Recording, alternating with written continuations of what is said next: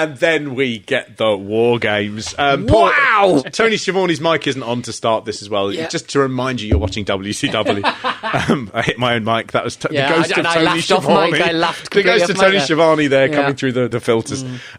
This was a match that WCW had as one of their key speciality matches. And remember as well, WWF at this point are using those big blue cages where Hulk Hogan will climb out the top and stuff. And this was very much WCW setting out their stall and going, what we do is we don't just do wrestling. We have sometimes wrestling isn't enough and we have to have a fight. These matches were famous for their brutality. They had obviously you were guaranteed to see a load of blood, and they had a legitimate, very different, more violent feel to anything else that was going on in sort of mainstream wrestling at the time.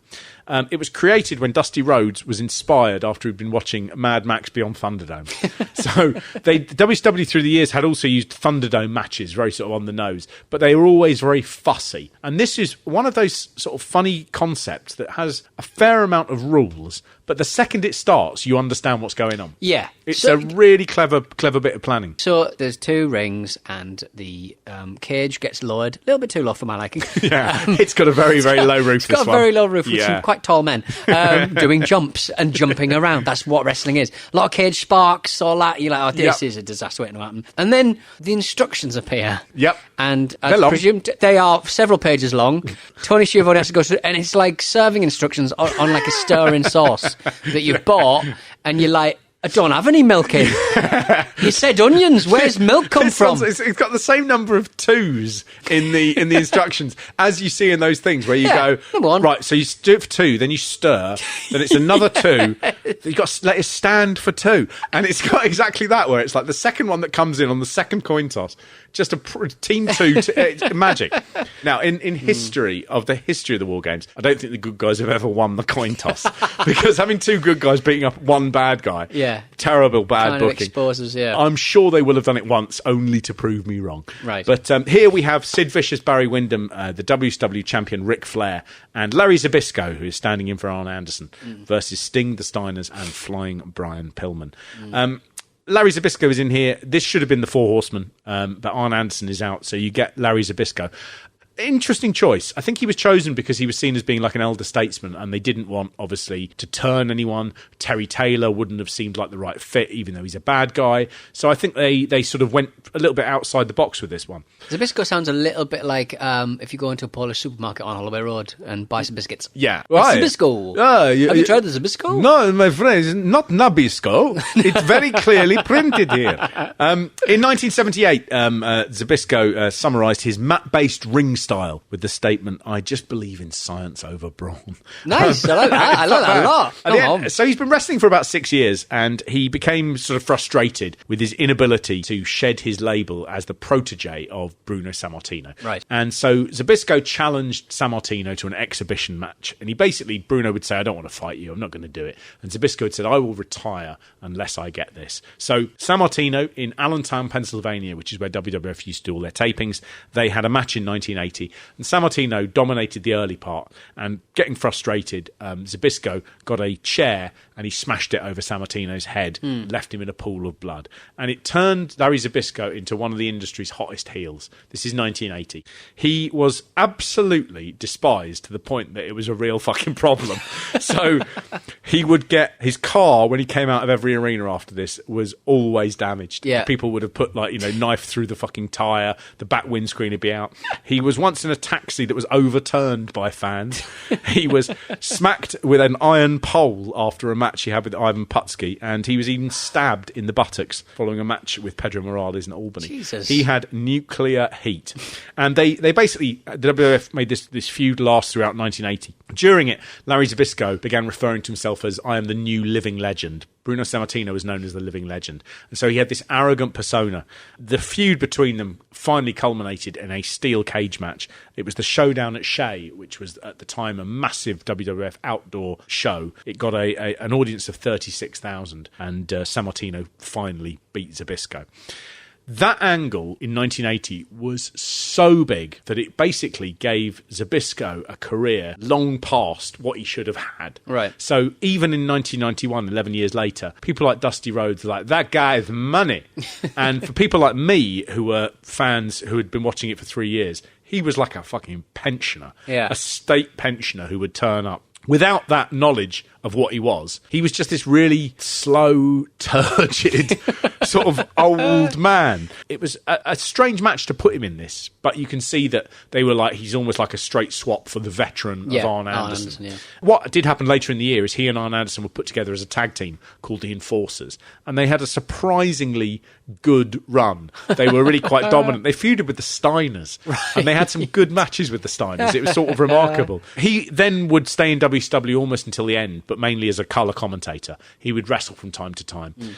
In 2001, he launched a legal lawsuit against the WWF because they had begun referring to Chris Jericho as the living legend, and he said that was a trademark of his, that he was the new living legend.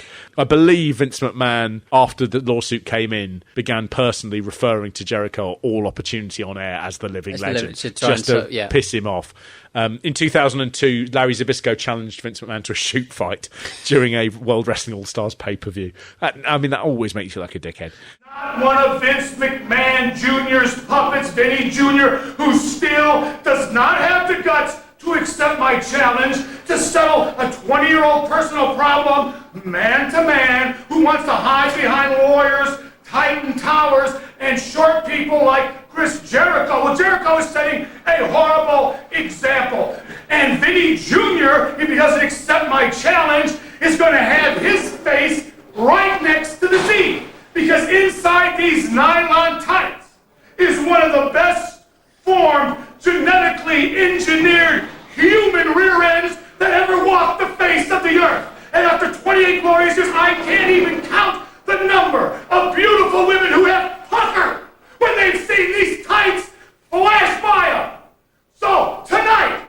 So I like Larry Zbyszko, and it was funny watching this. Even when I was a kid and Larry Zbyszko would come out, I was almost beyond in tears. It was like they'd sort of gone, no more wrestling. We're going to have Doom. No more Doom. We're going Mark, to we're breaking up. We're not friends anymore. No more Doom. We are going to have a man talking about Crown Green Bowls for 15 minutes, and out he'd come, and he'd always look so pleased with himself, and he was shit. I couldn't stand him. Watching him on this, I really liked him. He is just a body in the ring.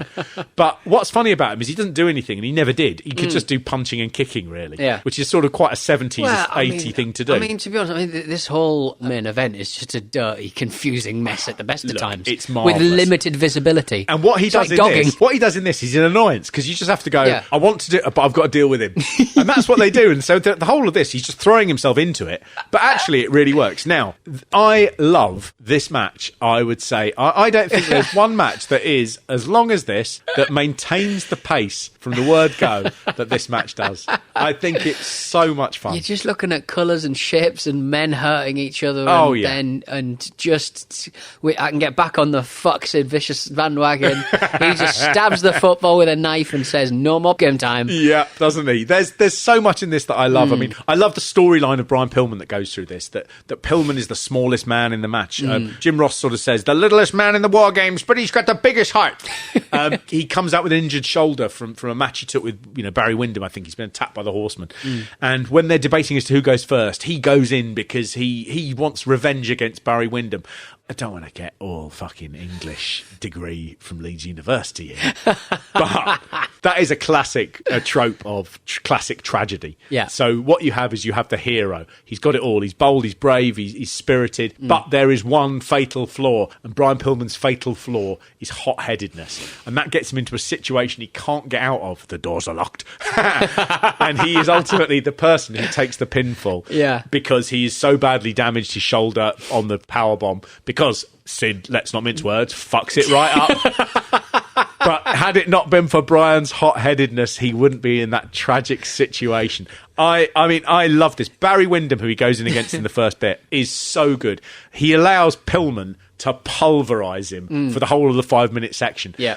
He blades, and he blades better than anyone I've ever seen. I knew it was coming because I'd watched it, and I was like, I'm going to rewind and see the point when he does blades. it, yeah. So going back, he spends a lot of time, and he's clearly holding something in that hand. Yeah. And it's limiting him slightly, and then you're like, oh, it's definitely in that hand. And then he'd suddenly punch Pillman with that hand. You're like, that seems risky. Take an eye out. The bit where he does it, so Pillman throws him into the cage, and he bounces off, and he rolls twice, and on the second roll, he just does it. And Pillman picks him up almost instantly, he's up on his feet, throws him into the cage, and when he comes off that, there's blood everywhere. Yeah. And I was like, that is a thing of beauty. Yeah. There's Pillman again ramming Wyndham's face into the steel. Flesh meeting steel, and Wyndham feels it. So the second person in his flare, Pillman fighting them both. The crowd like, fuck, he's doing it.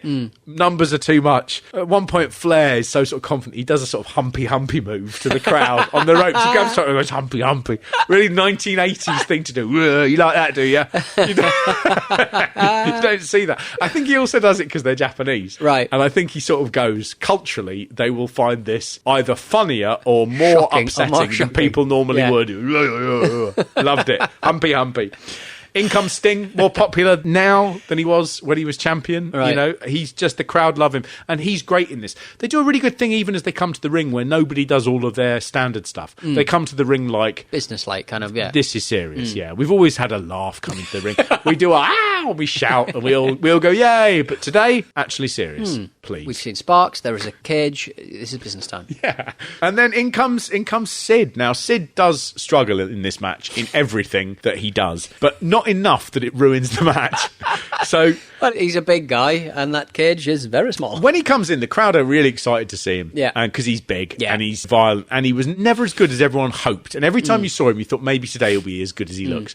But he comes in and he runs the length of both rings to get to Rick Steiner, who's right in the far side. And he does all of that, and then he hits him with a double axe handle. A really shitty, sort of cheap move. And it's like, but that wasn't exciting. No. There's another bit where he's talking to Rick Steiner quite early on when Scott is then in, where the two of them are in the corner, and Sid Steiner says, is he ready? Okay. And Rick Steiner says, yeah. And Sid goes, let's go. And then Rick Steiner swipes him in, and Scott hits him with the clothesline. Into the steel. There it is, Vicious. I'll tell you what, right here, Sid Vicious. Look at that shot. Brother, these people are coming out of the top of the cage. I don't even know where he came from. The first bit where he says, is he ready, has been dipped out. Oh, but, okay, It right. was very much more Very audible. audible. Even Pete on the home video. It's so lazy. There's another bit where Sid goes over to Sting, and they cut to him, and Sid gives him a knee eventually, but he just is tapping him on the back when you see it. Like he's going, Do the thing. right, knee. Like that. It's it's amazing. How can you be in that business and not go, last People night are I went watching. out and I froze a bit. I need to think a bit in advance about what I'm doing. He just then goes into Brian Pillman. And again, there's a lot of chatty in this bit. A bit of a shame. talky, yeah. Too much talky. Probably could have done with a little bit more talky before the droppy. Yes. Well, what happens, of course, is there is that low ceiling. Yes. And Sid takes Pillman up for the powerbomb, but because of the low ceiling, Pillman's legs, he can't move them. And so they get a bit wedged, and Sid, rather than sort of go, I can manoeuvre him back, just goes, I'll plant him now. And he lands right on his shoulder and back of his neck. And it's... And Sid slaps him on the chest, and the chest slap is very much like a thing where you go, okay, yeah. I hope you're not dead. I think hope you're you're not dead. dead. I think you're dead. I think you might be dead. But I think you might be dead. Nice one. That's on me. I know that's fucking on you. That's on me, that one, man. No worries. But let's do it again. No need to do it again. No. Why did he do it again? Two things, right? One. Right. One, if it looked normal, it wasn't going to look as good as that. Two, that man might be really badly hurt. Yeah. There is no need to do it again. If you are in any doubt of whether a man's neck is broken, don't pick him up. And that goes for El Gigante as well. Yes. Jimbo, look over here. Vicious. Sid Vicious. Oh, Jesus. Oh, my goodness. So in comes El Gigante, and like Frankenstein throwing the child into the river, he cradles Pillman in his arms. Bit emasculating for Pillman, that. Just because Pillman is the smallest man in the ring, you don't need the biggest man to carry him out like a baby. No. I think that's a bit strange. No. The WCW at this point were very, very obsessed with wrestlers being friends. Something Right. the WWE's never done. They've never sort of had a big thing about, you've all got to be mates. And they're always picking up his little friend. Yeah. It's like, I don't know. I don't need to know they're friends. No. Bit You find weird. out later when they're caught with cocaine in the car. Who's friends with who. Yeah, but I mean, my favourite line in the whole bit of this is is Dusty Rhodes there's a bit where all of the good guys have got all of the bad guys in figure 4 leg locks. Yeah. And I hate spots like that. I hate that sort of matching up, mirroring thing. You know, it just reminds you that what you're watching is choreographed. What's nice about this bit is everybody begins reaching over to try and release their, partner who's in it, which is a clever sort of way of doing it rather than everyone getting an eye poke at the same time. Yeah. They're looking like they're fighting out of it. But Dusty Rhodes just looks at that and he just goes, "There's no way to get out unless you get out." And I thought, well, you can't fucking argue with that, can you? No. But I also like it as a sort of thing of, there's no way to get out until you get out. And I think like with Pillman, there's no way for that match to end until it ends. Yeah. And it ends there. And I think Pillman is the right person. I love the fact that the focus is on Pillman in this match. Certainly more than it's on Sting and the Steiners. And I like the fact it's not a thing where, he gets, I don't know, there's a cheating thing. Yeah. He just cannot physically take any more. And the fact that it happens on a move which legitimately knocks him out as well, I mean, that real and reality, real and fake just all comes together beautifully. Yeah. Fantastic. Pillman himself, I mean, in some ways, this is Brian Pillman's greatest moment because he's in a main event. He is the absolute focus of it. Yeah. And it tells you a lot about what a great performer he was because he just had heart. He was, and you were on his side. Yeah. And it set him in stone as being, he just had a can-do attitude that you couldn't help but get behind. He's great. Every time we see him from now on, until obviously, the point where we don't see him anymore, he is a good performer. After the car crash, he struggled. He struggled hard, but he wasn't going to let anyone know. And that is remarkable. Let's end with something far more enjoyable, Pete. Okay. When they run the bit at the end, the credits, and it says electronic graphics Bill Reynolds, and then it starts flickering and it's all shit. Did you see the name of the videotape mixer? What's the name of the videotape mixer? His name is Ken Horstman. It's got a T in it. Ken Horstman. Horstman. I am really disappointed that they didn't say, well, Arn Anderson is out. And they went, well, there's a guy here who's a Horstman. What's your name? Ken Horstman. Ken Horstman. You're on videotape. Not tonight, son. Tonight. You're in War Games.